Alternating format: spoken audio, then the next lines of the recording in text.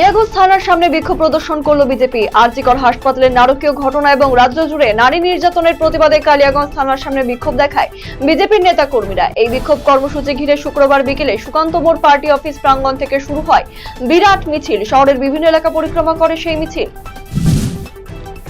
টোলগেটে গাড়ি আটকে তোলা আদায়ের অভিযোগে গ্রেপ্তার তৃণমূল নেতার ছেলে, ধৃতের নাম রাহুল আলী। রাজগঞ্জ ব্লকের ব্লক সভাপতি সলেমান মোহাম্মদের ছেলে ধৃত রাহুল আলী। আজ ধৃতকে জেলা আদালতে তোলা হয়।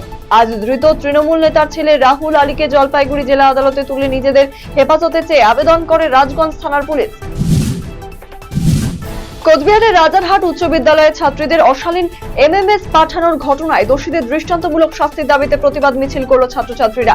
এদিন কোচবিহার রাজারহাট উচ্চ বিদ্যালয়ের বর্তমান এবং প্রাক্তন ছাত্রছাত্রী থেকে শুরু করে স্থানীয় বাসিন্দারা বিদ্যালয়ের পরিচালন সমিতির সভাপতি অনুতোষ রায়ের শাস্তির দাবিতে প্রতিবাদ মিছিল বের করে।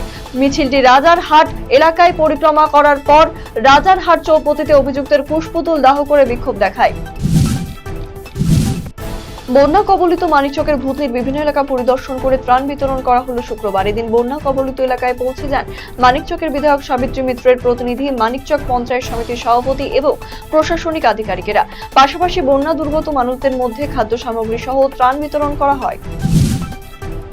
মাদক উদ্ধারের সাফল্য পুলিশের। ব্রাউন সুগার সহ এক মাদক পাচারকারীকে গ্রেপ্তার করলো মালদার পুকুরিয়া থানার পুলিশ। গভীর রাতে আড়াইডাঙ্গা রানীমোড় থেকে গোপন সূত্রে পাওয়া খবরের ভিত্তিতে অভিযান চালিয়ে এক মাদক পাচারকারীকে গ্রেপ্তার করে পুলিশ।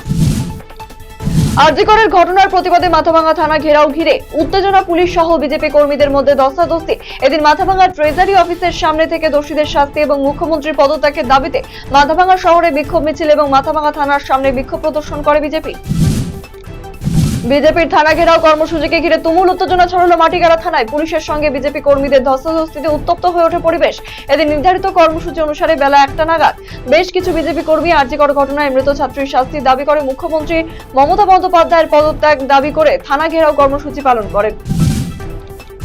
দক্ষিণ দিনাজপুরের গঙ্গারামপুরেও এদিন বিক্ষোভ দেখায় বিজেপির। এদিন গঙ্গারামপুর থানা ঘেরাও কর্মসূচি উপলক্ষে কালীতলায় অবস্থিত বিজেপির দলীয় কার্যালয় থেকে প্রতিবাদ মিছিল বের হয়। গঙ্গারামপুর শহর পরিক্রমা শেষে থানার সামনে বিক্ষোভ দেখান বিজেপির কর্মী সমর্থকেরা।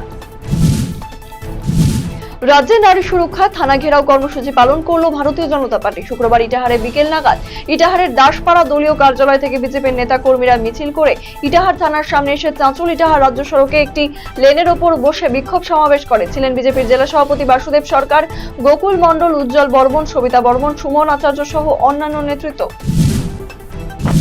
মানিকচক ব্লকের ভূতনি থানা অন্তর্গত 3টি গ্রাম পঞ্চায়েত এলাকায় বন্যা জলে প্লাবিত। বর্তমানে ভূতনি স্বাস্থ্যকেন্দ্র জলমগ্ন অবস্থায়। স্বাস্থ্য পরিষেবা বহাল রাখতে অস্থায়ীভাবে হাসপাতালে যাবতীয় জরুরি পরিষেবা দক্ষিণ চণ্ডীপুর পঞ্চায়েত সংলগ্ন এলাকায় চালু করল স্বাস্থ্য দপ্তর।